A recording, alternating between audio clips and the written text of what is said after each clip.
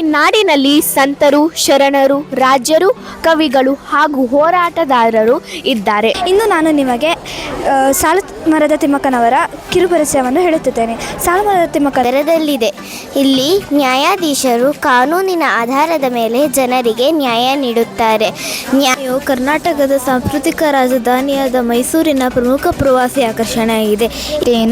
ನಾನು ಹಳೆಬೀಡು ಶಾಸನ ಮಾಡೆಲ್ ಮಾಡಿದ್ದೇನೆ. ಹಳೆಬೀಡು ಶಾಸನ ಕನ್ನಡ ಮೊದಲ ಶಾಸನವಾಗಿದೆ.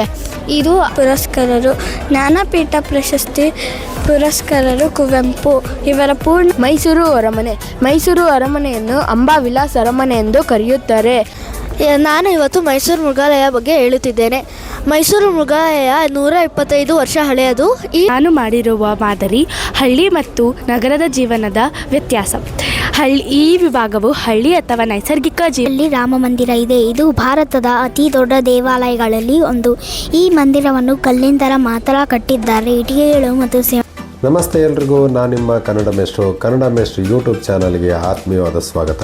ಇವತ್ತು ನಮ್ಮ ಆರ್ಯನ್ ಪ್ರೆಸಿಡೆನ್ಸಿ ಶಾಲೆ ನಾಗರಬಾವಿ ಬೆಂಗಳೂರಿನಲ್ಲಿ 5 ಮತ್ತು 6ನೇ ತರಗತಿಯ ವಿದ್ಯಾರ್ಥಿಗಳಿಂದ ವಸ್ತು ಪ್ರದರ್ಶನವನ್ನು ಏರ್ಪಾಡು ಮಾಡಿದ್ದೇವೆ. ಇದು ನಮ್ಮ ಕನ್ನಡ ಚೈತನ್ಯ ಬಳಗದ ವತಿಯಿಂದ ಪ್ರಾರಂಭವನ್ನು ಮಾಡಿದ್ದೇವೆ.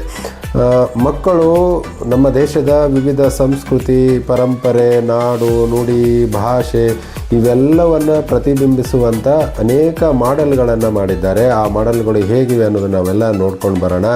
ಈ ಒಂದು ವಿಡಿಯೋದಲ್ಲಿ ಎಲ್ಲ ಮಕ್ಕಳ ತಮ್ಮ ಪ್ರತಿಭೆಯನ್ನು ತೋರಿಸೋದಕ್ಕೆ ಸಾಕಷ್ಟು ಶ್ರಮವನ್ನು ವಹಿಸಿದ್ದಾರೆ. ವಿಡಿಯೋನ ಕೊನೆವರೆಗೂ ನೋಡಿ, ಲೈಕ್ ಮಾಡಿ, ಶೇರ್ ಮಾಡಿ, ಹಾಗೆ ನಮ್ಮ ಮಕ್ಕಳಿಗೆ ಪ್ರೋತ್ಸಾಹ ಮಾಡಿ ಅಂತ ಹೇಳ್ತಾ ವಿಡಿಯೋ ಶುರು ಮಾಡೋಣ. ಬನ್ನಿ.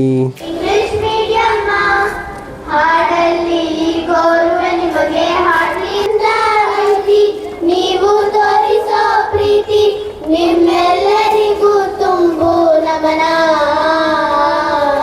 ಪ್ರಾರಂಭಿಸುವ ಹೆಮ್ಮೆ ಶಾಲೆ ನಮ್ಮ ಆರ್ಯನ. ಶಾಲೆಯ ಪ್ರದರ್ಶನ ಜೋರಾಗಿ ನಡೆದೈತಿ. ಎಷ್ಟು ಚಂದ ನಾವು ಇಲ್ಲಿ ಬೆಳೆಯೋ ರೀತಿ. ನಿಮ್ಮೆಲ್ಲರಿಗೂ ಕೋಟಿ ನಮನ.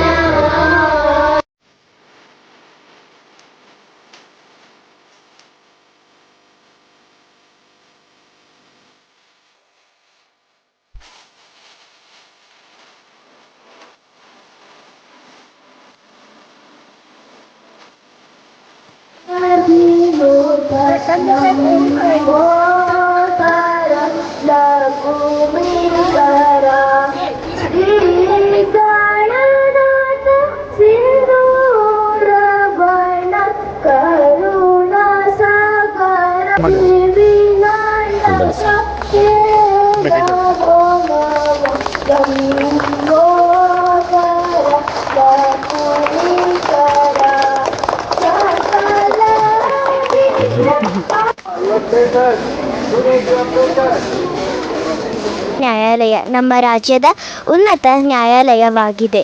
ಇದು ಬೆಂಗಳೂರು ನಗರದಲ್ಲಿದೆ. ಇಲ್ಲಿ ನ್ಯಾಯಾಧೀಶರು ಕಾನೂನಿನ ಆಧಾರದ ಮೇಲೆ ಜನರಿಗೆ ನ್ಯಾಯ ನೀಡುತ್ತಾರೆ. ನ್ಯಾಯ, ಸತ್ಯ ಮತ್ತು ಸಮಾನತೆ ಉಚ್ಚ ನ್ಯಾಯಾಲಯದ ಮುಖ್ಯ ಉದ್ದೇಶಗಳು. ಉಚ್ಚ ನ್ಯಾಯಾಲಯ ಇಲ್ಲದೆ ನ್ಯಾಯ ವ್ಯವಸ್ಥೆ ಸಂಪೂರ್ಣವಾಗದು. ಆದ್ದರಿಂದ ಉಚ್ಚ ನ್ಯಾಯಾಲಯ ನಮ್ಮ ಪ್ರಜಾಪ್ರಭುತ್ವದ ಸಂಸ್ಥೆಯಾಗಿದೆ. ಧನ್ಯವಾದಗಳು. ನನ್ನ ಹೆಸರು ಶ್ರಾವಣಿ ಅರವಳ್ಳಿ. ನಾನು 5ನೇ ತರಗತಿಯಲ್ಲಿ ಓದುತ್ತಿದ್ದೇನೆ. ನಾನು ಹಳೆಬೀಡು ಶಾಸನ ಮಾಡೆಲ್ ಮಾಡಿದ್ದೇನೆ. ಈ ಹಳೆಬೀಡು ಶಾಸನವು ಕನ್ನಡ ಮೊದಲ ಶಾಸನವಾಗಿದೆ. ಇದು ಹಳೆಬೀಡು ಎಂಬ ಗ್ರಾಮದಲ್ಲಿ ಸಿಕ್ಕಿದೆ. ಈ ಶಾಸನ ಹಳೆಯ ಕಾಲದ್ದು. ಕದಂಬ ರಾಜ ಕರುಸವ ಬಗ್ಗೆ ಪಡೆಯಲಾಗಿದೆ. ಇದು ಹಳೆಯ ಕನ್ನಡ ಭಾಷೆಯಲ್ಲಿ ಹೇಳಿತು. ಧನ್ಯವಾದಗಳು. ನನ್ನ ಹೆಸರು ರಾಮಚರಣ್. ನಾನು ಚಾಮುಂಡಿ ಬೆಟ್ಟ ಬಗ್ಗೆ ಮಾತಾಡುತ್ತಿದ್ದೇನೆ. ಮೈಸೂರಿನ ಪ್ರಸಿದ್ಧವಾದ ದೇವತೆ ಚಾಮುಂಡೇಶ್ವರಿ ದೇವಿಯು ಮಹಿಷಾಸುರ ಎಂಬ ರಾಕ್ಷಸವನ್ನು ಸಂಹರಿಸಿದ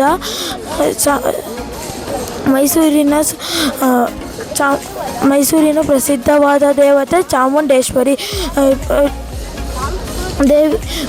ದೇವಿಯು ಮಹಿಷಾಸುರ ಎಂಬ ರಾಕ್ಷಸವನ್ನು ಸಂಹರಿಸಿದ ಸ್ಥಳವಿದು.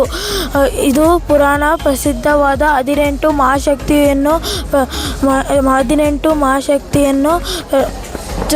ಒಂದಾಗಿದೆ. ಮನೆದೇವರು ಮೈಸೂರಿನ ನಾಡದೇವತೆ. ಈ ದೇವಸ್ಥಾನದಲ್ಲಿ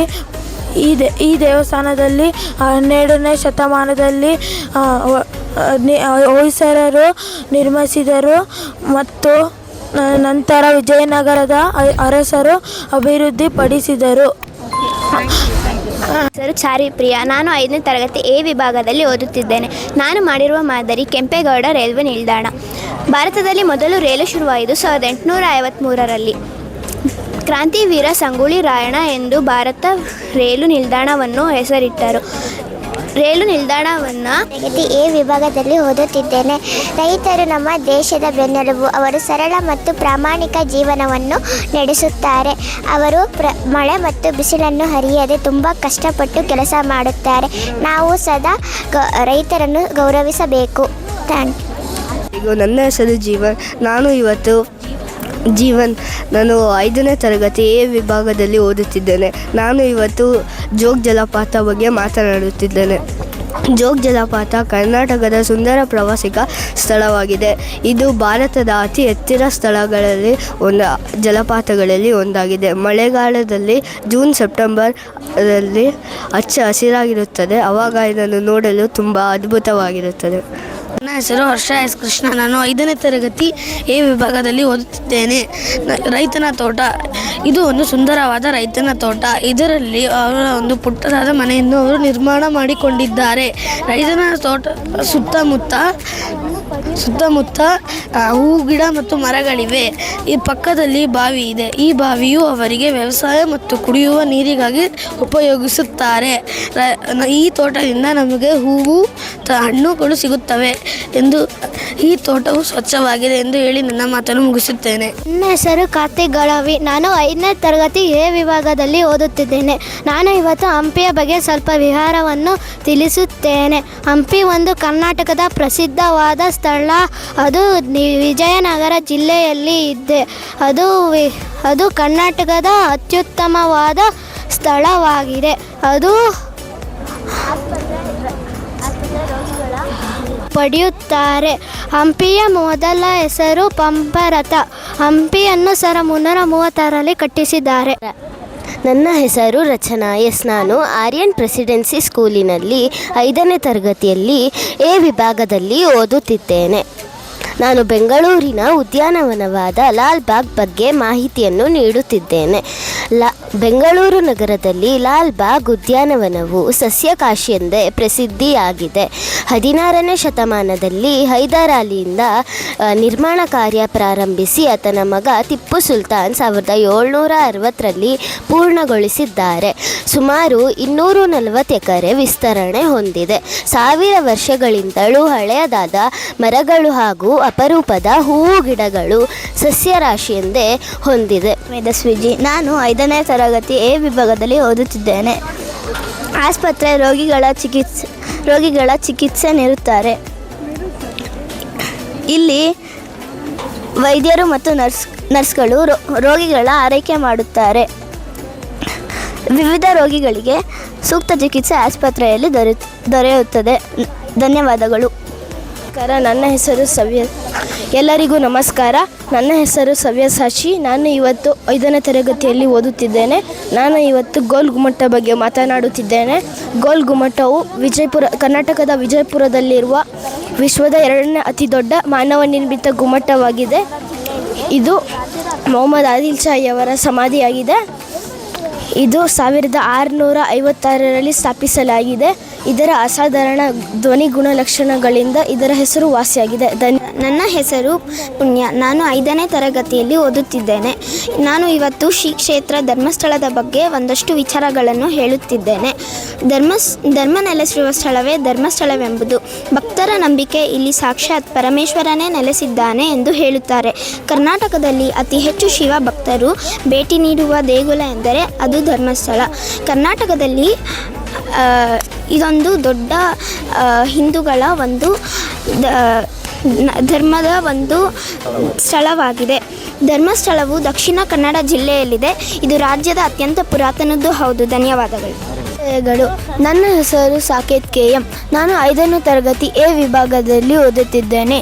ದಕ್ಷಿಣ ಭಾಗದಲ್ಲಿರುವ ಬನ್ನೇರುಘಟ್ಟ ಜೈವಿಕ ಉದ್ಯಾನವನವು ಕರ್ನಾಟಕದ ಅತ್ಯಂತ ಪ್ರಸಿದ್ಧ ವನ್ಯಜೀವಿ ಪ್ರವಾಸ ತಾಣಗಳಲ್ಲಿ ಒಂದಾಗಿದೆ. 1971ರಲ್ಲಿ ಸ್ಥಾಪನೆಯಾದ ಈ ಉದ್ಯಾನವನವು ವಿಶಾಲವಾದ ಅರಣ್ಯ ಪ್ರದೇಶಗಳಿಂದ ಹೊಂದಿದೆ. ಪ್ರಕೃತಿ ಪ್ರಿಯರಿಗೆ ಮತ್ತು ಮಕ್ಕಳಿಗೆ ಬಹಳ ನೆಚ್ಚಿನ ಸ್ಥಳವಾಗಿದೆ. ಎಂದರೆ ವನ್ಯಮೃಗಗಳ ಸಫಾರಿ. ವಿಶೇಷವಾಗಿ ಇಲ್ಲಿನ ದೇಶದ ಮೊಟ್ಟಮೊದಲ ಚಿಟ್ಟೆ ಉದ್ಯಾನವನವು ಸ್ಥಾಪನೆಯಾಗಿದೆ. ಪ್ರತಿ ಮಂಗಳವಾರ ಈ ಉದ್ಯಾನವನಕ್ಕೆ ರಜೆ ಇರುತ್ತದೆ. ಕರ್ನಾಟಕದ ಸಾಂಸ್ಕೃತಿಕ ರಾಜಧಾನಿಯಾದ ಮೈಸೂರಿನ ಪ್ರಮುಖ ಪ್ರವಾಸಿ ಆಕರ್ಷಣೆಯಾಗಿದೆ. ಇದನ್ನು ಅಂಬಾವಿಲಾಸ ಅರಮನೆ ಎಂದು ಕರೆಯುತ್ತಾರೆ. ಈ ಅರಮನೆಯು ಮೈಸೂರು ಸಂಸ್ಥಾನವನ್ನು ಆಳಿದ ಒಡೆಯರ್ ರಾಜವಂಶದ ಅಧಿಕೃತ ನಿವಾಸವಾಗಿದೆ. 1897ರಲ್ಲಿ ಹಳೆಯ ಮರದ ಅರಮನೆಯು ಬೆಂಕಿಗೆ ಆಹುತಿಯಾದ ನಂತರ ಪ್ರಸ್ತುತ ಇರುವ ಅರಮನೆಯನ್ನು ಬ್ರಿಟಿಷ್ ವಾಸ್ತುಶಿಲ್ಪಿ ಹೆನ್ರಿ ಇರ್ವಿನ್ ಅವರ ನೇತೃತ್ವದಲ್ಲಿ ಇಂಡೋ ಸಾಸನಿಕ್ ಶೈಲಿಯಲ್ಲಿ ನಿರ್ಮಿಸಲಾಯಿತು. ಇದರ ನಿರ್ಮಾಣವು 1912ರಲ್ಲಿ ಪೂರ್ಣಗೊಂಡಿತು. ನನ್ನ ಹೆಸರು ಸೋಫಿಯಾ ಬಾನು. ನಾನು 5ನೇ ತರಗತಿ A ವಿಭಾಗದಲ್ಲಿ ಓದುತ್ತಿದ್ದೇನೆ. ನಾನು ಈಗ ಗ್ರಾಮದ ಬಗ್ಗೆ ಮಾತನಾಡುತ್ತಿದ್ದೇನೆ. ನಮ್ಮ ಗ್ರಾಮವು ತುಂಬ ಸುಂದರ ಮತ್ತು ಶಾಂತವಾಗಿದೆ. ಇಲ್ಲಿ ನಮ್ಮ ಗ್ರಾಮದಲ್ಲಿ ಹೊಳಗಳು ಮತ್ತು ತೋಟಗಳು ಇವೆ. ಇಲ್ಲಿ ಜನರು ಪ್ರೀತಿ ಮತ್ತು ಸಹಕಾರದಿಂದ ಬದುಕುತ್ತಾರೆ. ಇಲ್ಲಿ ಸ್ವಚ್ಛವಾದ ವಾತಾವರಣ ಮತ್ತು ತಾಜಾ ಗಾಳಿ ಹರಿಯುತ್ತದೆ. ಇಲ್ಲಿ ಗ್ರಾಮ ಜೀವನ ತುಂಬ ಸರಳ ಮತ್ತು ಸಹಕಾರದಿಂದ ಇದೆ. ಉದಯ. ನನ್ನ ಹೆಸರು ಸುನೈನಾ. ನಾನು 5ನೇ ತರಗತಿ A ವಿಭಾಗದಲ್ಲಿ ಓದುತ್ತಿದ್ದೇನೆ. ಇವತ್ತು ನಾನು ವಿಜಯನಗರ ಸಾಮ್ರಾಜ್ಯ ಬಗ್ಗೆ ಮಾತನಾಡುತ್ತೇನೆ. ಹಂಪಿ ವಿಜಯನಗರ ಜಿಲ್ಲೆಯ ಹೊಸಪೇಟೆಯ ಬಳಿ ಇರುವ ಒಂದು ಐತಿಹಾಸಿಕ ಸ್ಥಳ. 1336ರಿಂದ 1565ವರೆಗೂ ಇದು ವಿಜಯನಗರ ಸಾಮ್ರಾಜ್ಯವಾಗಿದೆ. ಹಂಪಿಯ ಮೊದಲನೇ ಹೆಸರು ಪಾಂಪ್ ಎಂದಿತು. ಅದರ ಅರ್ಥ ತುಂಗಭದ್ರಾ ನದಿ. ಕೃಷ್ಣದೇವರಾಯ ಹಂಪಿ ಬಜಾರ ತೂಗದ ಮಾದರಿಯಲ್ಲಿ ಮಾಡುತ್ತಿದ್ದರು. ಧನ್ಯವಾದಗಳು. ಎಲ್ಲರಿಗೆ ಶುಭೋದಯ. ನನ್ನ ಹೆಸರು ಸೈಯದ್ವೇಜ್ ಯೂಸುಫ್. ನಾನು 6th ತರಗತಿಯಿಂದ ಓದಿದ್ದೇನೆ. ನಾನು C ವಿಭಾಗದಲ್ಲಿ ಕಾವೇರಿ ನದಿ ಬಗ್ಗೆ ಹೇಳುತ್ತಿದ್ದೇನೆ. ಕಾವೇರಿ ನದಿ ಕರ್ನಾಟಕದ ಮಹಾನದಿ ಆಗಿದೆ. ಹೆಸರು ವಿಷ್ಣುಪ್ರಿಯ ತಿವಾರಿ. ನಾನು 5ನೇ ತರಗತಿ. ಇದು ಬಗ್ಗೆ ರಾಮ ಮಂದಿರಲ್ಲಿ ನಾವೆಲ್ಲ ಪೂಜೆ ಭಜನವೇ ಆರತಿ ಮಾಡ್ತೀವಿ. ಮತ್ತು ಇದು ಎಲ್ಲ ದೇವಸ್ಥಾನದಿಂದ ಒಂದು ದೊಡ್ಡದು ದೇವಸ್ಥಾನ. ರಾಮ್ಜಿ ಹುಟ್ಟಿರೋದು ರಾಮನವಮಿಯಲ್ಲಿ. ಧನ್ಯವಾದ. ಶುಭೋದಯ. ನನ್ನ ಹೆಸರು ಜಾರಾ. ನಾನು 5ನೇ ತರಗತಿ A ವಿಭಾಗದಲ್ಲಿ ಓದುತ್ತೇನೆ. ಇವತ್ತು ನಾನು ಸ್ವಾತಂತ್ರ್ಯ ಹೋರಾಟ ಬಗ್ಗೆ ಹೇಳುತ್ತೇನೆ. ಮೊದಲನೆಯೊಂದಿಗೆ ಮಹಾತ್ಮ ಗಾಂಧಿ ಅವರು ಅಕ್ಟೋಬರ್ 2, 1869ರಂದು ಜನಿಸಿದರು. ಅವರ ಪೂರ್ಣ ಹೆಸರು ಮೋಹನ್ ದಾಸ್ ಕರಮ್ಚಂದ್ ಗಾಂಧಿ. ಸರ್ದಾರ್ ವಲ್ಲಭಾಯ್ ಪಟೇಲ್ ಅವರು 23 ಜನವರಿ 1891ರಂದು ಜನಿಸಿದರು. ಅವರು ಬಾಲ್ಯದಲ್ಲಿ ಮಣ್ಣು ಅಂತೂ ಆಗಿತ್ತು. ಡಾಕ್ಟರ್ ಬಿ ಆರ್ ಅಂಬೇಡ್ಕರ್ ಅವರು 14 ಏಪ್ರಿಲ್ 1891ರಂದು ಜನಿಸಿದರು. ಅವರ ಪೂರ್ಣ ಹೆಸರು ಭೀಮರಾಜ್ ರಾಮಾಜಿ ಅಂಬೇಡ್ಕರ್. ಅವರು ಆಜಾದ್ ಜನಪ್ರಿಯ. ಶುಭೋದಯ. ಎಲ್ಲರಿಗೂ ನಮಸ್ಕಾರಗಳು. ನನ್ನ ಹೆಸರು ಆದ್ಯ. ನಾನು 5ನೇ ತರಗತಿ B ವಿಭಾಗದಲ್ಲಿ ಓದುತ್ತಿದ್ದೇನೆ. ಇವತ್ತು ನಾನು ಗೋಲ್ ಗುಂಬಜ್ ಬಗ್ಗೆ ಹೇಳುತ್ತೇನೆ. ಗೋಲ್ ಗುಂಬಜ್ ವಿಜಯಪುರ ನಗರದಲ್ಲಿರುವ ಪ್ರಸಿದ್ಧ ಐತಿಹಾಸಿಕ ಸ್ಮಾರಕವಾಗಿದೆ. ಇದು ಆದಿಲ್ ಶಾಹಿ ವಂಶದ ಆದಿಲ್ ಶಾ ಸಮಾಧಿಯಾಗಿದೆ. ಈ ಸ್ಮಾರಕವು 1656ರಲ್ಲಿ ನಿರ್ಮಿಸಲು ಸಂಕ್ರಾಂತಿ. ಇಂದು ನಾನು ಸಂಕ್ರಾಂತಿ ಬಗ್ಗೆ ಹೇಳುತ್ತಿದ್ದೇನೆ. ಸಂಕ್ರಾಂತಿ ಹಬ್ಬವನ್ನು ಎಲ್ಲ ಭಾರತೀಯರು ಆಚರಿಸುತ್ತಾರೆ. ಈ ಹಬ್ಬದಲ್ಲಿ ಎಳ್ಳು ಬೆಲ್ಲ ಕಬ್ಬನ್ನು ಬೀಳುತ್ತಾರೆ. ಈ ಹಬ್ಬವನ್ನು ಎಲ್ಲ ಭಾರತೀಯರು ಆಚರಿಸುತ್ತಾರೆ. ಎಲ್ಲರಿಗೂ ಶುಭೋದಯ. ಇದು ಇಸ್ರೋ ಭಾರತದ ಬಾಹ್ಯಾಕಾಶ ಸಂಶೋಧನಾ ಸಂಸ್ಥೆ ಅಭಿವೃದ್ಧಿಪಡಿಸಿದ LVM-3 ರಾಕೆಟ್ನ ಮಾದರಿ ಆಯಿತು. LVM-3 ರಾಕೆಟ್ ಭಾರತದ ಅತ್ಯಂತ ಭಾರವಾಣ ಮತ್ತು ಅತ್ಯಂತ ಶಕ್ತಿಶಾಲಿ ಉಡಾವಣ ಆಗಿದೆ. ಎಲ್ಲರಿಗೂ ನಮಸ್ಕಾರ. ನನ್ನ ಹೆಸರು ಭೂವಿಕಾ GR. ನಾನು 5ನೇ ತರಗತಿ ಬಿ ವಿಭಾಗದಲ್ಲಿ ಓದುತ್ತಿದ್ದೇನೆ. ಜೋಗ ಜಲಪಾತ ಕರ್ನಾಟಕದ ಶಿವಮೊಗ್ಗ ಜಿಲ್ಲೆಯ ಸಾಗರ ತಾಲೂಕಿನಲ್ಲಿದೆ. ಇಲ್ಲಿ ರಾಜ ರಾಣಿ ರೋವರ್ ಮತ್ತು ರಾಕೆಟ್ ಎಂಬ ನಾಲ್ಕು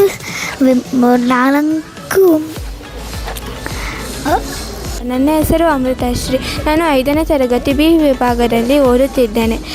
ನಾನು ಇವತ್ತು ನಂದಿ ಬೆಟ್ಟವನ್ನು ಮಾಡಿದ್ದೇನೆ. ನಂದಿ ಬೆಟ್ಟವನ್ನು ಗಂಗರ ಚೋಳರು ಮತ್ತು ಹೊಯ್ಸಳರು ಮತ್ತು ವಿಜಯನಗರದ ಅರಸರು ಆಳಿದ್ದಾರೆ. ಹೈದರ್ ಅಲಿ ಮತ್ತು ಟಿಪ್ಪು ಸುಲ್ತಾನ್ 18ನೇ ಶತಮಾನದಲ್ಲಿ ಇಲ್ಲಿ ಒಂದು ಕೋಟೆಯನ್ನು ನಿರ್ಮಿಸಿದ್ದಾರೆ. ನಾನು 5ನೇ ತರಗತಿ B ವಿಭಾಗದಲ್ಲಿ ಓದುತ್ತಿದ್ದೇನೆ. ನಾನು ಇವತ್ತು ಕರ್ನಾಟಕದ ಜನಪದ ನೃತ್ಯಗಳ ಬಗ್ಗೆ ಮಾತಾಡುತ್ತಿದ್ದೇನೆ. ಕರ್ನಾಟಕದ ಪರಂಪರೆಯಲ್ಲಿ 100ಕ್ಕೂ ಹೆಚ್ಚು ವೈವಿಧ್ಯಮಯ ಮತ್ತು ಜಾನಪದ ಮತ್ತು ಶಾಸ್ತ್ರೀಯ ನೃತ್ಯ ಪ್ರಕಾರಗಳಿವೆ. ಈ ಕಲೆಯು ಮೈಸೂರು ದಸರಾ ಮತ್ತು ಹಂಪಿ ಉತ್ಸವದಂತಹ ಕಾರ್ಯಕ್ರಮಗಳಲ್ಲಿ ಆಕರ್ಷಣೆಗಳು. ಪ್ರಮುಖ ಜನಪದ ನೃತ್ಯಗಳು: ಡೊಳ್ಳು ಕುಣಿತ, ಪಟ ಕುಣಿತ, ಕಂಸಾಲೆ, ವೀರಗಾಸೆ, ಯಕ್ಷಗಾನ. ಧನ್ಯವಾದಗಳು. ನಮಸ್ಕಾರಗಳು. ಶುಭೋದಯ. ಎಲ್ಲರಿಗೂ ನಮಸ್ಕಾರಗಳು. ನನ್ನ ಹೆಸರು ನಕ್ಷ ನೈದಿಲೆಬಿ. ನಾನು ಇವತ್ತು ವಿಧಾನಸೌಧವನ್ನು ಮಾಡಿದ್ದೇನೆ. ವಿಧಾನಸೌಧವು ಕರ್ನಾಟಕ ರಾಜ್ಯದ ಶಾಸಕಾಂಗ ಆಸನವಾಗಿದೆ ಮತ್ತು ಬೆಂಗಳೂರಿನ ಪ್ರಮುಖ ಹೆಗ್ಗುರುತಾಗಿದೆ. ಇದರ ನಿರ್ಮಾಣಕ್ಕೆ ಅಂದಿನ ಮುಖ್ಯಮಂತ್ರಿ ಹನುಮಂತಯ್ಯನವರು ಕಾರಣರಾಗಿದ್ದಾರೆ. ನನ್ನ ಹೆಸರು ಹಿತೇಶ್. ನಾನು 5ನೇ ತರಗತಿಯಲ್ಲಿ ಓದುತ್ತಿದ್ದೇನೆ. ನಾನು ಮೈಸೂರು ಝೂ ಬಗ್ಗೆ ಮಾತಾಡುತ್ತಿದ್ದೇನೆ. ಬನ್ನಿ ಮೈಸೂರು ಝೂ ಬಗ್ಗೆ ಮಾತಾಡೋಣ. ಮಕ್ಕಳಿಗೆ ಮೈಸೂರು ಝೂ ಅಂದರೆ ತುಂಬ ಇಷ್ಟ. ಅವರು ದೂರ ಊರಿನಿಂದ ಬಂದು ನೋಡ್ತಾರೆ. ಇದು ಮೈಸೂರು ಝೂ ಅಲ್ಲಿ ಬೇರೆ ಬೇರೆ ಥರ ಪ್ರಾಣಿ ಪಕ್ಷಿಗಳ ಇವೆ. ಎಲ್ಲರಿಗೂ ಶುಭೋದಯ. ನನ್ನ ಹೆಸರು ಮನೀಶ್ ಪಿ. ನಾನು 5ನೇ ತರಗತಿ B ವಿಭಾಗದಲ್ಲಿ ಓದುತ್ತಿದ್ದೇನೆ. ನಾನು ಇವತ್ತು ಚಿನ್ನಸ್ವಾಮಿ ಕ್ರೀಡಾಂಗಣದ ಬಗ್ಗೆ ಮಾತನಾಡುತ್ತಿದ್ದೇನೆ. ಚಿನ್ನಸ್ವಾಮಿ ಕ್ರೀಡಾಂಗಣವು ಭಾರತದ ಅತ್ಯಂತ ಪ್ರಸಿದ್ಧ ಕ್ರಿಕೆಟ್ ಕ್ರೀಡಾಂಗಣದಲ್ಲಿ ಒಂದಾಗಿದೆ. ಇದು ಕರ್ನಾಟಕದ ರಾಜ್ಯದ ರಾಜಧಾನಿಯಾದ ಬೆಂಗಳೂರು ನಗರದ ಹೃದಯ ಭಾಗದಲ್ಲಿದೆ. ಭಾರತೀಯ ಕ್ರಿಕೆಟ್ ನಿಯಂತ್ರಣ ಮಂಡಳಿ BCCI ಮಾಜಿ ಅಧ್ಯಕ್ಷರಾದ ಮಂಗಳಂ ಚಿನ್ನಸ್ವಾಮಿ ಅವರ ಗೌರವಕ್ಕೆ ಅವರ ಹೆಸರನ್ನು ಇಡಲಾಗಿದೆ. ಈ ಕ್ರೀಡಾಂಗಣವು 1969ರಲ್ಲಿ ಸ್ಥಾಪಿಸಲಾಯಿತು. ಆಗಿನಿಂದಲೂ ರಾಷ್ಟ್ರೀಯ ಹಾಗೂ ಅಂತಾರಾಷ್ಟ್ರೀಯ ಮಟ್ಟದ ಪಂದ್ಯಗಳು ಇಲ್ಲಿ ನಡೆದಿವೆ. ಟೆಸ್ಟ್ ಪಂದ್ಯಗಳು, ಏಕದಿನ ಪಂದ್ಯಗಳು, T20 ಪಂದ್ಯಗಳು ಇಲ್ಲಿ ನಡೆದಿವೆ. Indian Premier League IPL, Royal Challengers Bengaluru ತಂಡಕ್ಕೂ ಇದು ಪ್ರಸಿದ್ಧವಾಗಿದೆ. ಧನ್ಯವಾದಗಳು. ನನ್ನ ಹೆಸರು ಗಾನವಿ. ನಾನು 5ನೇ ತರಗತಿ B ವಿಭಾಗದಲ್ಲಿ ಓದುತ್ತಿದ್ದೇನೆ. ನಾನು ಇಂದು ಹಂಪಿ ಕಲ್ಲಿನ ರಥವನ್ನು ತಯಾರಿಸಿದ್ದೇನೆ. ಬನ್ನಿ ಅದರ ಬಗ್ಗೆ ತಿಳಿದುಕೊಳ್ಳೋಣ. ಹಂಪಿ ಕಲ್ಲಿನ ರಥವು ವಿಜಯ ವಿಠ್ಠಲ ದೇವಸ್ಥಾನ ಮುಂಬಾಗಿಲಿನಲ್ಲಿರುವ ಒಂದು ಅದ್ಭುತ ಸ್ಮಾರಕವಾಗಿದ್ದು, ವಿಷ್ಣುವಿನ ವಾಹನ ಗರುಡನಿಗೆ ಸಮರ್ಪಿತವಾಗಿದೆ. ಇದನ್ನು 16ನೇ ಶತಮಾನದ ವಿಜಯನಗರದ ದೊರೆ ಕೃಷ್ಣದೇವರಾಯ ನಿರ್ಮಿಸಲಾಗಿದ್ದು, ಇದನ್ನು ಗ್ರಾನೈಟ್ ಕಲ್ಲುಗಳಿಂದ ಅನೇಕ ಭಾಗಗಳಾಗಿ ಜೋಡಿಸಲಾಗಿದೆ. ಆದರೆ ಏಕಶಿಲೆಯಂತೆ ಕಾಣುತ್ತದೆ. ಧನ್ಯವಾದಗಳು. ಜೀವನ್ ಶೆಟ್ಟಿ. ನಾನು 5ನೇ ತರಗತಿ B ವಿಭಾಗದಿಂದ ಓದುತ್ತಿದ್ದೇನೆ. ನಾನು ಇಂದು ಮೈಸೂರು ಮೃಗಾಲಯವನ್ನು ಮಾಡಿದ್ದೇನೆ. ಮೈಸೂರು ಮೃಗಾಲಯವು 1892ರಲ್ಲಿ ಆಗಿನ ಮೈಸೂರು ಮಹಾರಾಜರಾದ ಶ್ರೀ ಚಾಮರಾಜ ಒಡೆಯರು ಸಿದ್ಧಪಡಿಸಿದ್ದರು. ಇದು ರಾಜಮನೆತನದ ಖಾಸಗಿ ಮೃಗಾಲಯವಾಗಿತ್ತು. ನಂತರ ಇದನ್ನು 1920ರಲ್ಲಿ ಸಾರ್ವಜನಿಕರಿಗೆ ತೆರೆಯಗೊಂಡಿತು. ಇದು ಭಾರತದ ಅತ್ಯಂತ ಹಳೆಯ ಮೃಗಾಲಯಗಳಲ್ಲಿ ಒಂದಾಗಿ ಅತಿ ಹೆಚ್ಚು ಪ್ರಾಣಿಗಳನ್ನು ಹೊಂದಿವೆ.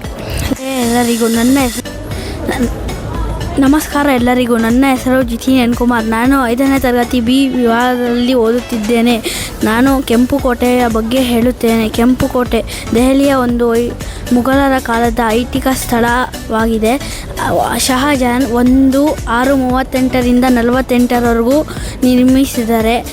ಇದು ಕೆಂಪು ಮರಳುಗಳಿಂದ ಕೂಡಿದೆ. ಆಗ ಪ್ರಧಾನಮಂತ್ರಿ ಧ್ವಜಾರೋಹಣ ಮಾಡುವ ಮೂಲಕ ಸ್ವಾತಂತ್ರ್ಯ ದಿನ ಒಂದು ಮುಖ್ಯ ಸ್ಥಳವಾಗಿದೆ. ಹೆಸರು ಫೈಜಾ ಫಾತಿಮಾ. ನಾನು 5ನೇ ತರಗತಿಯಲ್ಲಿ ಬಿ ವಿಭಾಗದಲ್ಲಿ ಓದುತ್ತಿದ್ದೇನೆ. ನಾನು ಗೋಲ್ ಗುಂಬಸ್ ಬಗ್ಗೆ ಮಾತನಾಡುತ್ತಿದ್ದೇನೆ. ಗೋಲ್ ಗುಂಬಸ್ ವಿಜಯಪುರದ ಅತ್ಯಂತ ಪ್ರಸಿದ್ಧ ಸ್ಮಾರಕವಾಗಿದೆ. ಇದು ಕರ್ನಾಟಕದ ಬಿಜಾಪುರದಲ್ಲಿದೆ. ರೋಮನ್ ಸೇಂಟ್ ಪೀಟರ್ಸ್ ಬಸಿಲಿಕಾದ ನಂತರ ವಿಶ್ವದ 2ನೇ ಅತಿ ದೊಡ್ಡ ಗುಮ್ಮಟವಾಗಿದೆ. ಇದು ಮೊಹಮ್ಮದ್ ಆದಿಲ್ ಶಾ 1627 ಇಸ್ವಿ 1657 ಅವರ ಸಮಾಧಿಯಾಗಿದೆ. ಅಲ್ಲಿ ಓದುತ್ತಿದ್ದೇನೆ. ನಾನು ಇವತ್ತು ಇಂಡಿಯನ್ ಗೇಟ್ ಬಗ್ಗೆ ಮಾತನಾಡುತ್ತಿದ್ದೇನೆ. ಇಂಡಿಯನ್ ಗೇಟ್ ನವದೆಹಲಿಯ ಹೃದಯ ಭಾಗದಲ್ಲಿ ಪ್ರಯುಕ್ತವಾಗಿದೆ. 1911ರಲ್ಲಿ ಕಟ್ಟಲು ಶುರು ಮಾಡಿದರೆ 1974ರಲ್ಲಿ ಕಟ್ಟಿ ಮುಗಿಸಿದರೆ ಅದನ್ನು ಮೊದಲ ಮಹಾಯುದ್ಧದಲ್ಲಿ ಸೈನಿಕರ ನೆನಪಿಗೆ ಅದನ್ನು ನಿರ್ಮಿಸಲಾಯಿತು. ನನ್ನ ಹೆಸರು ವಿಯಾನ್ಯು. ನಾನು 5ನೇ ತರಗತಿ ಬಿ ವಿಭಾಗದಲ್ಲಿ ಓದುತ್ತಿದ್ದೇನೆ.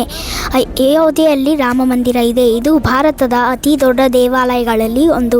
ಈ ಮಂದಿರವನ್ನು ಕಲ್ಲಿಂದ ಮಾತ್ರ ಕಟ್ಟಿದ್ದಾರೆ. ಇಟ್ಟಿಗೆಗಳು ಮತ್ತು ಸಿಮೆಂಟ್ ಬಹಳ ಕಮ್ಮಿ ಉಪಯೋಗಿಸಿದ್ದಾರೆ. ಮಂದಿರ 3 ಮಹಡಿಗಳನ್ನು ಹೊಂದಿದ್ದು ಅಡಿಪಾಯಿ ಸೇರದಂತೆ 161 ಅಡಿ ಎತ್ತರವಿದೆ. ಈ ಮಂದಿರವನ್ನು ಕಲ್ಲಿಂದ ಮಾತ್ರ ಕಟ್ಟಿದ್ದಾಗಿದೆ. ಈ ಮಂದಿರ ಕಟ್ಟಿದ ಕಲ್ಲುಗಳ ಮೇಲೆ ಶ್ರೀರಾಮ್ ಎಂಬ ಹೆಸರು ಕೆತ್ತಿದೆ. ಈ ಮಂದಿರ ಈಶಾನ್ಯ ದಿಕ್ಕಿನಲ್ಲಿ ನೋಡುವಂತೆ ಕೆಟ್ಟಿದ್ದು ಇದು ಹಿಂದೂ ಮಂದಿರಗಳ ಸಾಮಾನ್ಯ ನಿಯಮ. ಧನ್ಯವಾದ. ಶುಭೋದಯ. ನಾನು ಜೈವಲ್ ಪಿ. ನಾನು 6ನೇ ತರಗತಿ ಎ ವಿಭಾಗದಲ್ಲಿ ಓದುತ್ತಿದ್ದೇನೆ. ನಾನು ಇಂದು ಕರ್ನಾಟಕದಲ್ಲಿರುವ ಪ್ರಸಿದ್ಧ ಐತಿಹಾಸಿಕ ಸ್ಮಾರಕವಾದ ಹಂಪಿಯ ಕಲ್ಲಿನ ರಥದ ಬಗ್ಗೆ ಪರಿಚಯಿಸುತ್ತಿದ್ದೇನೆ. ಇದು 16ನೇ ಶತಮಾನದಲ್ಲಿ ವಿಜಯನಗರ ಸಾಮ್ರಾಜ್ಯದ ರಾಜರು ನಿರ್ಮಿಸಿದ್ದಾರೆ. ಇದು ಸಂಪೂರ್ಣವಾಗಿ ಕಲ್ಲಿನಿಂದ ನಿರ್ಮಿತವಾಗಿದೆ.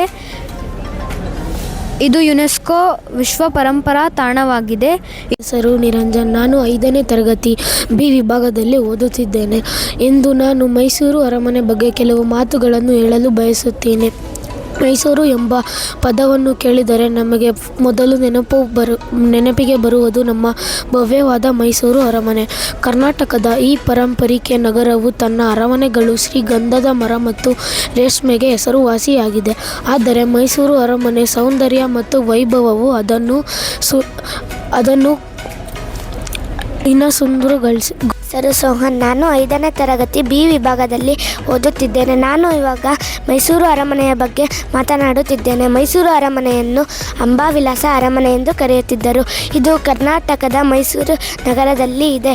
ಇದನ್ನು ಇಂಡೋ ಸಾರ್ಸನಿಕ್ ಶೈಲಿಯಲ್ಲಿ ನಿರ್ಮಿಸಿತ್ತು. ದಸರಾ ಹಬ್ಬದಲ್ಲಿ ಅರಮನೆಯನ್ನು 97,000 ಬಲ್ಬ್ಗಳಿಂದ ಅಲಂಕರಿಸುತ್ತಾರೆ. 5ನೇ ತರಗತಿ ಬಿ ವಿಭಾಗದಲ್ಲಿ ಓದುತ್ತಿದ್ದೇನೆ. ನಾನು ಈಗ ಗೋಲ್ ಗುಂಬಸ್ ಬಗ್ಗೆ ಮಾತಾಡುತ್ತಿದ್ದೇನೆ. ಗೋಲ್ ಗುಂಬಸ್ ಇದನ್ನು ಕಟ್ಟಿಸಿದ ಆದಿಲ್ ಶಹಾದಿ. ಗೋಲ್ ಗುಂಬಜವು ಸಿದ್ಧಾರ್ಥ್. ನಾನು 5ನೇ ತರಗತಿ ಬಿ ವಿಭಾಗದಲ್ಲಿ ಓದುತ್ತಿದ್ದೇನೆ. ಇಂದು ನಾನು ಈ ಮಾದರಿಯ ಮೂಲಕ ವಿಧಾನಸೌಧ ಬಗ್ಗೆ ಮಾತನಾಡಲು ಇಷ್ಟಪಡುತ್ತೇನೆ. ವಿಧಾನಸೌಧವು ಕರ್ನಾಟಕದ ರಾಜಧಾನಿಯಾದ ಬೆಂಗಳೂರಿನಲ್ಲಿದೆ. ವಿಧಾನಸೌಧವು ಕರ್ನಾಟಕದ ವಿಧಾನಮಂಡಲದ ಸಭೆ ನಡೆಯುವ ಕಟ್ಟಡ. ಇದರ ನಿರ್ಮಾಣವು ಮಾಜಿ ಮುಖ್ಯಮಂತ್ರಿ ಕೆಂಗಲ್ ಹನುಮಂತಯ್ಯನವರ ಆಡಳಿತದ ಅವಧಿಯಲ್ಲಿ ನಿರ್ಮಾಣವಾಯಿತು.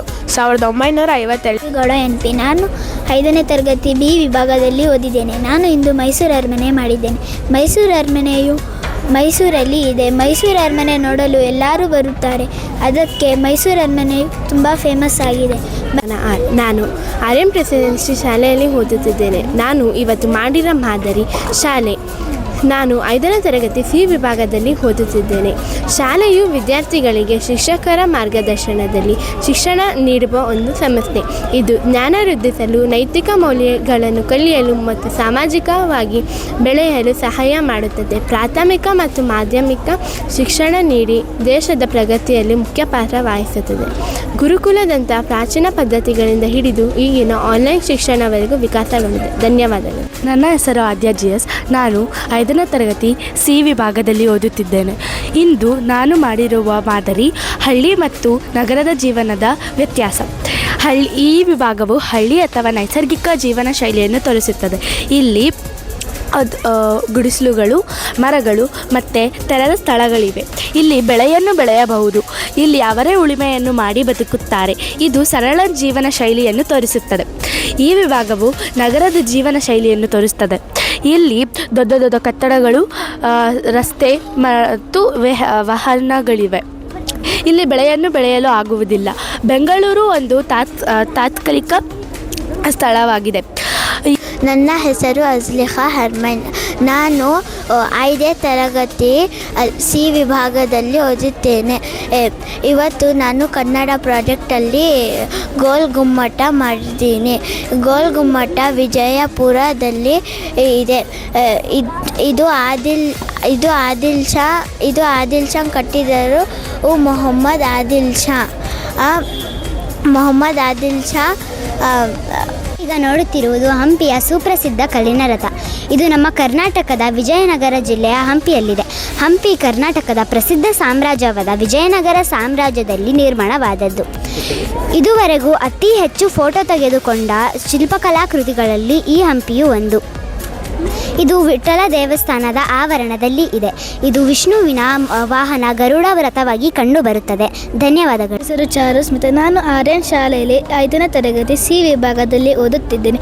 ನಾನು ಮಾಡಿರುವ ಯೋಜನೆಯ ಹೆಸರು ಮುರುಡೇಶ್ವರ ದೇವಾಲಯವು ಕರ್ನಾಟಕದ ಉತ್ತರ ಕನ್ನಡ ಜಿಲ್ಲೆಯಲ್ಲಿದೆ. ಅರೇಬಿ ಸಮುದ್ರ ತೀರದಲ್ಲಿರುವ ಪ್ರಸಿದ್ಧವಾದ ಶಿವನ ಯಾತ್ರೆ ಸ್ಥಳವಾಗಿದೆ. ಮುರುಡೇಶ್ವರ ಎನ್ನುವುದು ಹೆಸರು ಶಿವನ ಮತ್ತೊಂದು ರೂಪ. ರಾವಣನು ಆತ್ಮಲಿಂಗವನ್ನು ಪೂಜಿಸುತ್ತಿದ್ದವಾಗ ಗಣೇಶನವನ ಮುಖದಿಂದ ಇದನ್ನು ಭಾರತದಲ್ಲಿ ಸ್ಥಾಪಿಸಿದ್ದಾನೆ. ಇದನ್ನು ರಕ್ಷಿಸಲು ಮುರುಡೇಶ್ವರ ಮಾಡಲಾಗಿದೆ. ನಮಸ್ಕಾರ, ನನ್ನ ಹೆಸರು ಜತಿನೇಶ್ ಗೌಡ. ನಾನು 5ನೇ ತರಗತಿಯಲ್ಲಿ ಓದುತ್ತಿದ್ದೇನೆ. ನಾನು ಇವತ್ತು ಮೈಸೂರು ಮೃಗಾಲಯ ಬಗ್ಗೆ ಹೇಳುತ್ತಿದ್ದೇನೆ. ಮೈಸೂರು ಮೃಗಾಲಯ 125 ವರ್ಷ ಹಳೆಯದು. ಈ ಮೃಗಾಲಯವನ್ನು 1892ರಲ್ಲಿ ಮೈಸೂರು ಮಹಾರಾಜರಾದ ಶ್ರೀ ಚಾಮರಾಜೇಂದ್ರ ಒಡೆಯರು ಕಟ್ಟಿಸಿದ್ದರು. ಈ ಮೃಗಾಲಯದಲ್ಲಿ 150ಕ್ಕಿಂತ ಹೆಚ್ಚು ಜಾತಿಯ ಪ್ರಾಣಿಗಳು ಆಶ್ರಯ ನೆಲೆಯಾಗಿದೆ.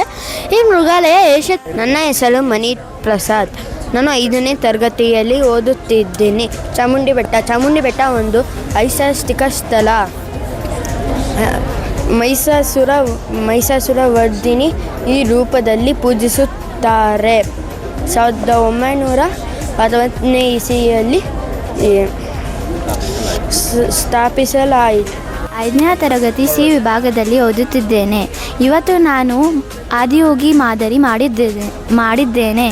ಆದಿಯೋಗಿ ಎಂದರೆ ಯೋಗವನ್ನು ಜಗತ್ತಿಗೆ ಪರಿಚಯಿಸಿದ ಮೊದಲ ಯೋಗಿ ಅಥವಾ ಶಿವ. ಇವರ ಪ್ರತಿಮೆಯು 112 ಅಡಿ ಎತ್ತರವಿದೆ. ಆದಿಯೋಗಿ ಪ್ರತಿಮೆ ಚಿಕ್ಕಬಳ್ಳಾಪುರದ ಈಶಾಯೋಗ ಕೇಂದ್ರದಲ್ಲಿದೆ.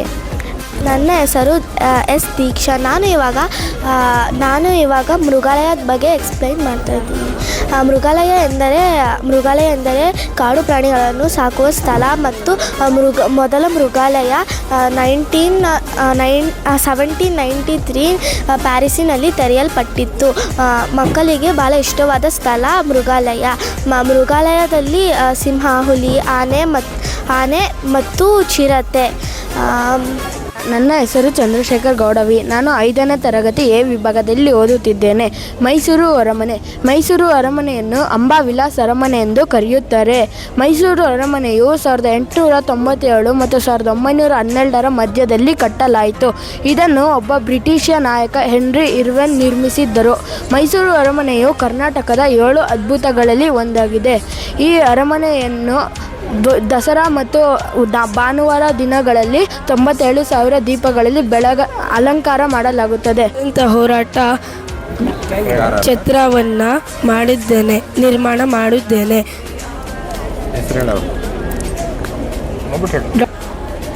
ಜನಿ Rani Lakshmibai, Subhash Chandra Bose, Zakir Hussain, Bal Gangadhar Tilak, doctor B R Ambedkar, Raja Ram Mohan. 5ನೇ ತರಗತಿಯಲ್ಲಿ ಓದುತ್ತಿದ್ದೇನೆ. ಹೊಸಹಳ್ಳಿ ಹೊಸಹಳ್ಳಿ ಎಂದರೆ ಬೆಂಗಳೂರು ಗ್ರಾಮಾಂತರ ಜಿಲ್ಲೆಯ ಹೊಸಕೋಟೆ ತಾಲೂಕಿನಲ್ಲಿರುವ ಒಂದು ಗ್ರಾಮವಾಗಿದೆ. ಇದು ತುಂಬ ಸುಂದರವಾಗಿದೆ. ನಮ್ಮ ಹಳ್ಳಿಯಲ್ಲಿ ಹೆಚ್ಚಾಗಿ ರೈತರು ಇರುತ್ತಾರೆ. ನಮ್ಮ ಹಳ್ಳಿಯಲ್ಲಿ ಸುತ್ತಲೂ ಹಸಿರು ಹೊಲಗಳು, ಮರಗಳು ಇವೆ. ನಮ್ಮ ಹಳ್ಳಿಯಲ್ಲಿ ಹೆಚ್ಚಾಗಿ ರೈತರು ಇರುತ್ತಾರೆ. ನನ್ನ ಹೆಸರು ಇಖ್ರಾಮ್ ಮೊಹಮ್ಮದಿ. ನಾನು 5ನೇ ತರಗತಿ ಬಿ ವಿಭಾಗದಲ್ಲಿ ಓದುತ್ತಿದ್ದೇನೆ. ನಾನು ಇವಾಗ ಚಂದ್ರಯಾನ 3 ಬಗ್ಗೆ ಹೇಳುತ್ತಿದ್ದೇನೆ. ಚಂದ್ರಯಾನ 3 ಭಾರತದ ಇಸ್ರೋ ಹೆಮ್ಮೆಯ ಚಂದ್ರಯಾನ ಕಾರ್ಯಾಚರಣೆ ಆಗಿದ್ದು ಆಗಸ್ಟ್ 23, 2023ರಂದು ಚಂದ್ರನ ದಕ್ಷಿಣ ಧ್ರುವದಲ್ಲಿ ಇಳಿದ ಮೊದಲ ದೇಶವಾಗಿ ಭಾರತ ಇತಿಹಾಸ ಸೃಷ್ಟಿಸಿತು. ವಿಕ್ರಮ್ ಲ್ಯಾಂಡರ್ ಮತ್ತು ಪ್ರಜ್ಞಾನ್ ರೋವರ್ ಚಂದ್ರನ ಮೇಲ್ಮೈಯ ನೀರು ಉಡಾವಣೆ ಮತ್ತು ಇಳಿಯುವಿಕೆ ಜುಲೈ 14, 2023ರಂದು ಶ್ರೀಹರಿಕೋಟದಿಂದ ಉಡಾವಣೆಗೊಂಡು. ಎಲ್ಲರಿಗೂ ನಮಸ್ಕಾರಗಳು, ಎಲ್ಲರಿಗೂ ಶುಭೋದಯ. ನನ್ನ ಹೆಸರು ರಿಷಿ. ನಾನು 5ನೇ ತರಗತಿ ಸಿ ವಿಭಾಗದಲ್ಲಿ ಓದುತ್ತಿದ್ದೇನೆ. ಜೋಗ ಜಲಪಾತ ಭಾರತದ 2ನೇ ಅತಿ ದೊಡ್ಡ ಜಲಪಾತ. ಶರಾವತಿ ನದಿಯು ಕರ್ನಾಟಕದ ಶಿವಮೊಗ್ಗ ಜಿಲ್ಲೆಯ ಜೋಗ ಜಲಪಾತವನ್ನು ಸೃಷ್ಟಿಸುತ್ತದೆ. ಇದು ಸುಮಾರು 830 ಅಡಿ ಎತ್ತರ ಕೆಳಗೆ ಬೀಳುತ್ತದೆ. ಈ ಜಲಪಾತವು ರಾಜಾ, ರಾಣಿ, ರೋರರ್ ಮತ್ತು ರಾಕೆಟ್ ಎಂಬ 4 ಭಾಗಗಳಾಗಿ ಧುಮುಕುತ್ತದೆ. ಭಾಗದಲ್ಲಿ ಓದುತ್ತಿದ್ದೇನೆ. ಇವತ್ತು ನಾನು ಮಾಡಿರುವುದು ಧರ್ಮಸ್ಥಳ ದೇವಸ್ಥಾನದ ಮಾದರಿ. ಧರ್ಮಸ್ಥಳವು ದಕ್ಷಿಣ ಕನ್ನಡ ಜಿಲ್ಲೆಯಲ್ಲಿರುವ ಒಂದು ಪ್ರಸಿದ್ಧ ಧಾರ್ಮಿಕ ದೇವಸ್ಥಾನವಾಗಿದೆ.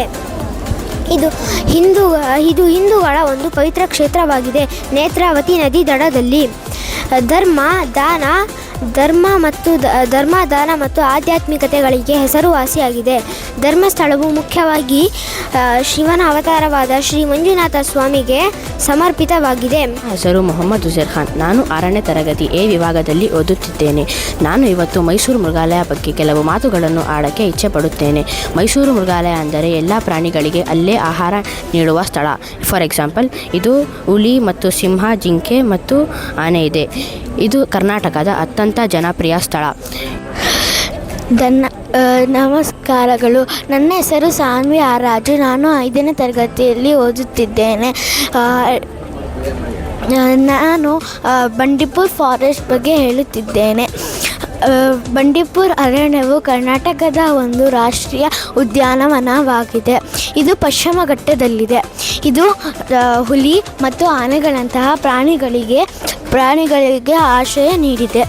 ಧನ್ಯವಾದಗಳು. ಎಲ್ಲರಿಗೂ ಶುಭೋದಯ. ನನ್ನ ಹೆಸರು ಸುಕೃತಿ. ನಾನು 5ನೇ ತರಗತಿ ಸಿ ವಿಭಾಗದಲ್ಲಿ ಓದುತ್ತಿದ್ದೇನೆ. ನಾನು ಮಾಡಿರುವಂತಹ ಮಾಡೆಲ್ ಜ್ಞಾನಪೀಠ ಪ್ರಶಸ್ತಿ ಪುರಸ್ಕರರು. ಜ್ಞಾನಪೀಠ ಪ್ರಶಸ್ತಿ ಪುರಸ್ಕರರು ಕುವೆಂಪು. ಇವರ ಪೂರ್ಣ ಹೆಸರು ಕುಪ್ಪಳ್ಳಿ ವೆಂಕಟಪ್ಪ ಪುಟ್ಟಪ್ಪ. ಕೃತಿ ಶ್ರೀ ರಾಮಾಯಣ ದರ್ಶನಂ. 1968ರಲ್ಲಿ ಜ್ಞಾನಪೀಠ ಪ್ರಶಸ್ತಿ ಪಡೆದರು. 2ನೇ ಕವಿ ದ ರಾ ಬೇಂದ್ರೆ. ಇವರ ಪೂರ್ಣ ಹೆಸರು ದತ್ತಾತ್ರೇಯ ರಾಮಚಂದ್ರ ಬೇಂದ್ರೆ. ಕೃತಿ 4 ತಂತಿ. 1973ರಲ್ಲಿ ಜ್ಞಾನಪೀಠ ಪ್ರಶಸ್ತಿ ಪಡೆದರು. 3ನೇ ಕವಿ ಶಿವರಾಮ್ ಕಾರಂತ. ಕೃತಿ ಮುಖರ್ಜಿಯ ಕನಸುಗಳು.